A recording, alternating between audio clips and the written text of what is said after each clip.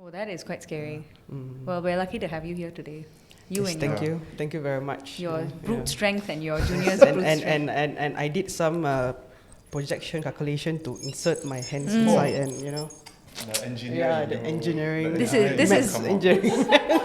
Matrix background, huh? Okay, so I would like to first of all ask you guys, how did you guys join this industry?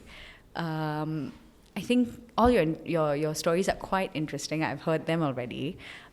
Maybe we start. Any volunteers? Maybe I ask that first, lah. Okay, so basically I forgot to mention, I'm a fourth engineer and I've been in this industry for about 7 or 8 years. And how I get to know about this industry was actually after my O-level. Basically, we will always have these flyers from Air Force, Navy, and Army, and that's where I got intrigued, and I went to further research about Navy. I don't know why, of all three, I was very interested in Navy. So when I did my research, I actually found that Singapore Polytechnic was actually doing this marine engineering course, and why I picked engineering was actually because at that point of time, I wasn't sure whether sailing was for me or not. If let's say I were to pick nautical studies and I've decided to do something else later, I will again have to start from scratch somewhere. So, but in an engineering course, I can always start off from somewhere else because engineering is quite broad. So that is why I entered engineering. And after 3 years in that course, instead of actually pursuing my intention, which is to enter the Navy, at the end of the course, which is the third year, all the different companies actually come down to interview us. And that's where I decided to pursue this career with in the commercial side instead of going through the Navy route. Now, how about you, Nellisa?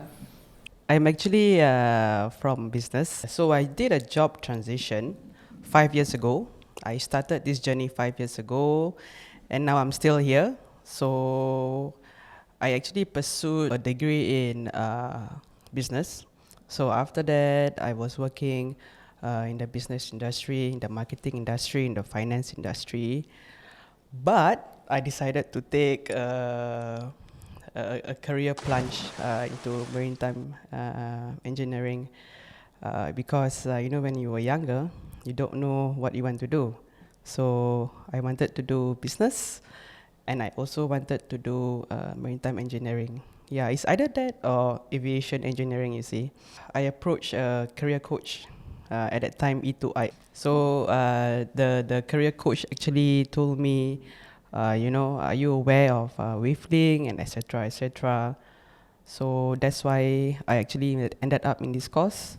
I pursued a course in wavelength because the structure is more suited for people like me who is doing a career transition instead of the normal route, which is to pursue, a diploma in marine engineering in the SMA. My journey here is like a combination of theirs because I also almost signed on the Navy, but I didn't. I also went to poly, I did business, I did my degree in business marketing. Got tired of working in the office 8 to 6. Is it 8 to 6? 9 to 6. Got a bit monotonous for me. Decided that office job isn't my my cup of tea. So I went on to do air traffic control. Got out of that, wanted to explore the maritime industry. So I went to look at the maritime job fair. I went up to queue up for churros at the maritime job fair. Then Wilfred and Kevin was there from Wavelength. So they pulled me one side while I was eating my churros happily. Then they started to talk to me about TMTA. Yeah, I was like, don't think I want to be a marine engineer. I tried the deck side lah. Because they show me captain salary very high. So I was like, okay lah, try lah.